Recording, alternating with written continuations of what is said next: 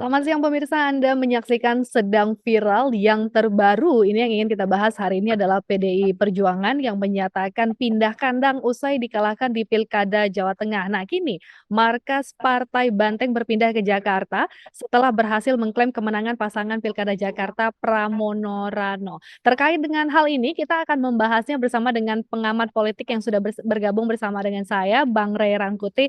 Selamat siang, Bang Ray. Siang. Wah, Jumat berkah ya ini, background-nya sudah Iya. sangat menyesuaikan sekali. Oke, Bang Rey, langsung saja ini terkait dengan, pernyataan dari PDI Perjuangan yang bilang bahwa kandang banteng beralih dari Jawa Tengah ke Jakarta. Apa tanggapan Anda, Bang? Sebetulnya kalau dilihat dari elektoralnya sih memang benar kan, karena di Jakarta ini berarti PDI Perjuangan menguasai baik eksekutif maupun legislatifnya. Di legislatif seperti kita ketahui mereka juga mendapatkan suara terbanyak, hanya selisih sedikit dengan PKS gitu. Dan di eksekutif seperti kita ketahui juga mereka memenangkan pilkadanya ya, mungkin akan berlangsung dalam satu putaran. Jadi kalau disebut mereka pindah kandang dari Jateng ke DKI atau Mhm. ke Jakarta, ya saya kira dari dua aspek itu tepat gitu. Apalagi Mmm, di pilpres, di apa namanya, di pilkada ini gitu ya, mhm. mereka kehilangan Jawa Tengah, di legislatif mereka masih menguasai tapi turun drastis di legislatifnya gitu. Dan di pilpresnya sebagaimana kita ketahui mereka juga kehilangan cukup signifikan ya suara dari PDI Perjuangan karena pindah ke Pak Prabowo maupun ke Gibran saat itu yang kira-kira mendapat sekitar 64 ya atau Mhm. 65% suara gitu. Oke, kalau berarti, pandangan Anda bahwa ini adalah, pernyataan yang tepat ya, klaim yang tepat untuk pindah ke Mm-mm. Jakarta, tapi kan mengingat juga, Bang Rey bahwasanya di Jakarta ini sendiri ada 40% loh warga yang golput.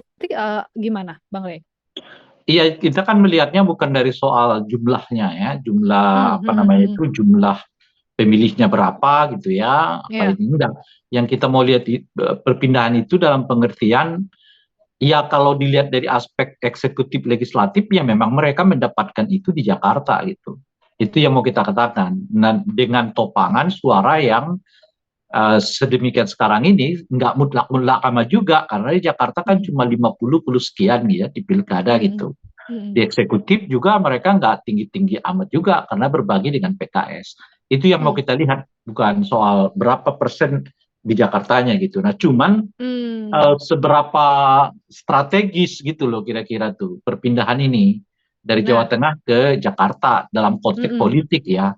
Ya tentu kalau dalam konteks politik ya tentu lebih strategis menguasai Jakarta dibanding Jawa Tengah gitu.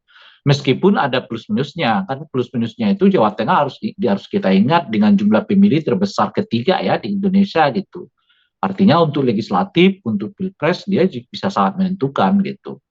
Tapi dalam konteks menaikkan karir politik seseorang, ya Jakarta tetap lebih apa namanya itu lebih lebih menguntungkan dibandingkan daerah yang lain gitu.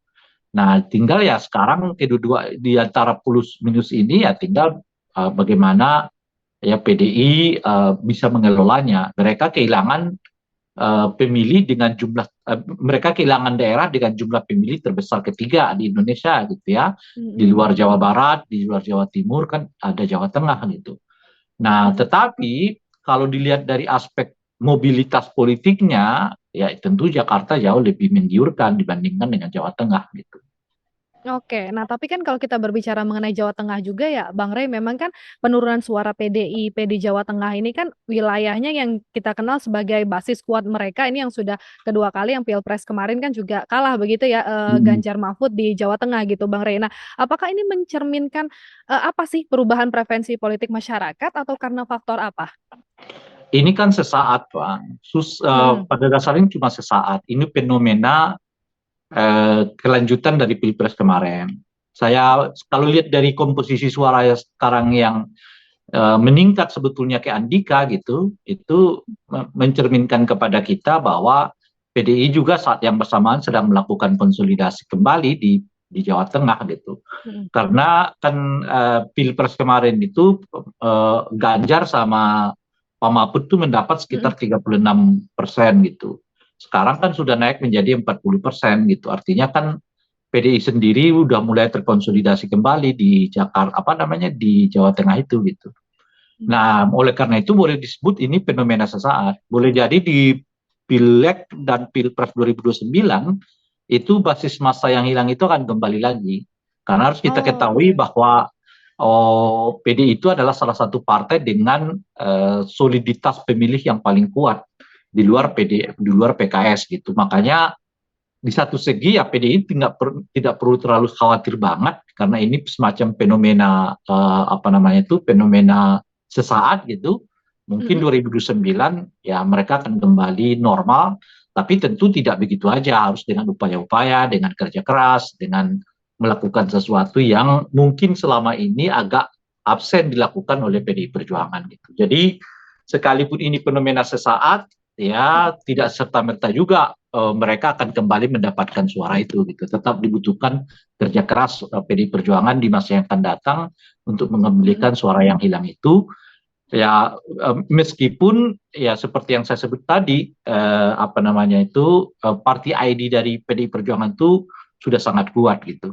Oke, oke. Nah, Bang Rey, ini menarik juga dengan pergeseran kandang banteng ini sendiri ke Jakarta ya. Anda melihatnya gimana sih, Bang Rey, partai-partai politik lain yang selama ini kuat di Jakarta ada pengaruhnya nggak? Iya tentu saja iya. Kan Mhm, seperti yang saya sebut ya, tadi itu Jakarta adalah barometer dari politik nasional kan. Nah, mhm, ibarat kata ini Jakarta ini adalah mahkotanya politik Indonesia gitu. Menguasai Jakarta itu memiliki implikasi yang sangat penting bagi apa namanya perbaikan citra, perbaikan elektabilitas, popularitas dari partai politik gitu.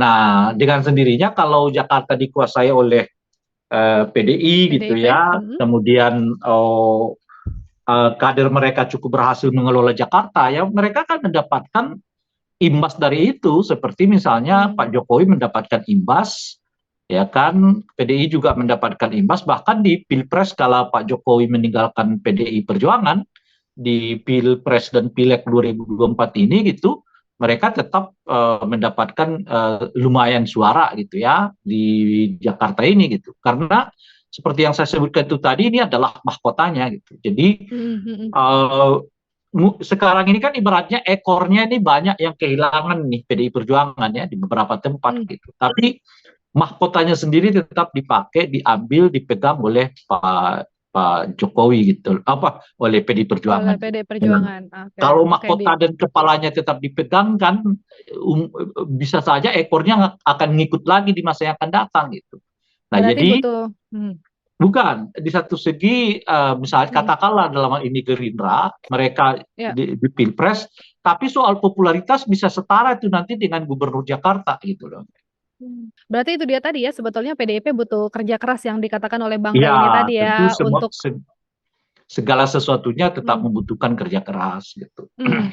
Nah, tapi kan kalau ini kan secara partai politik tadi. Nah, kalau landscape politik Indonesia sendiri secara keseluruhan, Bang Rey terkait dengan pergeseran kandang banteng ini sendiri, ada pengaruhnya juga secara Ya, keseluruhan?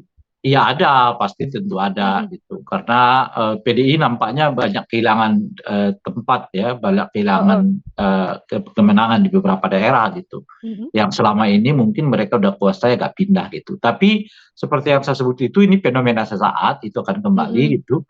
Sebetulnya kalau mau lihat yang lebih tragis itu bukan PDI Perjuangan. Yang lebih tragis itu sebetulnya adalah Golkar. Mereka kehilangan di banyak tempat sekali gitu dan di daerah-daerah yang sangat strategis. Jakarta mereka kehilangan, Banten mereka kehilangan, Iya, Jawa Tengah mereka nggak kuasai, Jawa Timur mereka nggak kuasai gitu ya. Anda cek lagi tuh di Jawa Barat, banyak sekali kepala-kepala daerah yang sebelumnya dikuasai Golkar juga kalah gitu. kalah ya, mhm, Nah, dikalahkan oleh Gerindra. Makanya sebetulnya yang paling apa istilahnya itu ya, yang paling perih ya di Pilkada 2024 ini bukan PDI Perjuangan, adalah Golkar gitu. Golkar, suara-suara oh, Golkar sekarang diambil oleh, kalau saya baca itu ya, di Gerindra. Umumnya itu diambil oleh Gerindra gitu. Nah, yang fenomenal mmm, kan Jakarta kan, hilang gitu iya, ya. Kalau Jawa Tengah itu kan Pak Lutfi udah diklaim sebagai orang Gerindra kan gitu ya. Di mhm, apa namanya di Jawa Timur juga Ibu Citra, Ibu Hopipa mungkin sekarang lebih dekat dengan Pak Jokowi, Pak Prabowo dibandingkan dengan Betul. Golkar gitu ya. Hmm. Jadi banyak tempat justru yang selama ini secara tradisional dikuasai oleh Golkar lepas begitu saja gitu loh. Jadi di ke semua peristiwa ini yang paling mengenaskan itu sebetulnya nasibnya Golkar gitu. Justru yang paling mengenaskan adalah Golkar, bukan Iya, PDI karena Perjuangan ya, Bang Rey? bukan. Ya. Karena Mhm, mereka kehilangan penguasaan di oke. tempat-tempat yang secara tradisional mereka Mhm, kuasai. Itu tadi oke. Banten kan secara tradisional mereka kuasai, ya kan. Mhm, Kalau Jakarta is oke lah gitu ya. Kita mhm. belum pernah dengar cerita di era reformasi ini Golkar menguasai Jakarta gitu. Tapi kalau Jawa Barat kan memang basis mereka Ya. gitu. Nah, yang paling menarik ini bukan hanya di provinsinya, di beberapa tempat ya setidaknya tadi pagi saya cek-cek kembali itu di 5 tempat di kabupaten itu mereka kehilangan penguasaan di mana mereka Oke. sebelumnya yang menguasainya ya sekarang kehilangan mereka di beberapa tempat tuh seperti misalnya Purwakarta ya mantan Iya, istrinya Pak Dedi Ibu Ane ini kan kader Golkar gitu kalah telak di kalah juga, Purwakarta itu iya. gitu ya Mhm, dan itu mhm. sebagai contoh tuh di Garut juga seingat saya mengalami hal yang sama dan sebagainya gitu. Mungkin gini Bang Rey, anggaplah kan nanti, Pramono Rano ini menang satu putaran, bagaimana Anda kemudian melihat hubungan antara Gubernur Jakarta yang perwakilan PDIP ini sendiri begitu ya, Pramono dengan pemerintah pusat nantinya begitu? Mengingat kan ini, Pramono tapi juga memiliki hubungan baik dengan, Prabowo dan Jokowi begitu Bang Rey? Kalau secara personal dia memang dekat dengan banyak orang. Dia nggak ada Mhm, masalah dengan Prabowo, dia nggak masalah dengan Pak Jokowi ya. Nah itu juga menurut saya yang membuat Pramono ini diterima banyak kalangan karena secara personal dia tidak memiliki masalah. Tapi hubungan personal dengan politik kan dua hal yang berbeda. Nah kalau secara politik sekarang ya beliau apa namanya itu mewajibkan sikap oposisinya PDI Perjuangan. Nah, dengan begitu, ya karena murni nih, yang di Jakarta ini mhm, adalah kader PDI Perjuangan, dua-duanya gitu, ya mhm, secara politik udah bisa terbaca dong bahwa Pramono dan Rano Karno ini akan melakukan oposisi kepada pemerintahannya Pak Prabowo gitu. Seturut dengan mmm, sikap PDI Perjuangan yang memang mengoposisi pemerintahannya Pak Prabowo gitu. Nah, saya kira yang menarik juga dari pelaksanaan pilkada ini, baik di Jawa mhm, Tengah maupun di Jakarta itu adalah apa yang saya sebut sebagai konsolidasi kaum oposisi gitu. Di Jawa Tengah itu peningkatan suaranya Pak Andika misalnya, saya kira itu datang dari suaranya pemilihnya Anies Baswedan. Jadi Anies Baswedan sebelumnya itu pindah ke Pak Andika gitu. Itu artinya apa? Mereka mau menyiratkan bahwa mereka berbeda dengan Pak Lutfi atau berbeda dengan pemerintahannya Pak Prabowo. Di Jakarta mmm, juga mengalami hal yang sama kan. Salah satu basis dukungan dari Ram dan Rano itu adalah dari pemilihnya anak yang disebut dengan anak abah kan, anak Abah, alias iya, Anies Baswedan gitu ya. mmm, Nah, apa artinya gitu? Yang sekarang kita lihat ini di fenomena di Jakarta dengan fenomena di Jawa Tengah itu mengumpulnya oposisi di barisan PDI Perjuangan gitu. Nah, dengan mmm. begitu saya kira ke depan justru yang terjadi saat ini adalah penguatan pergerakan kelompok oposisi di mana representasinya itu adalah Pramono Anung dengan Rano Karno. Oke, baik menarik sekali Bang Rey diskusi kita siang Ya, hari ini terkait pergeseran, kandang banteng dari Jawa Tengah ke Jakarta ini. Terima kasih Bang Rey sudah bergabung bersama sama-sama. kami. Siang. Siang.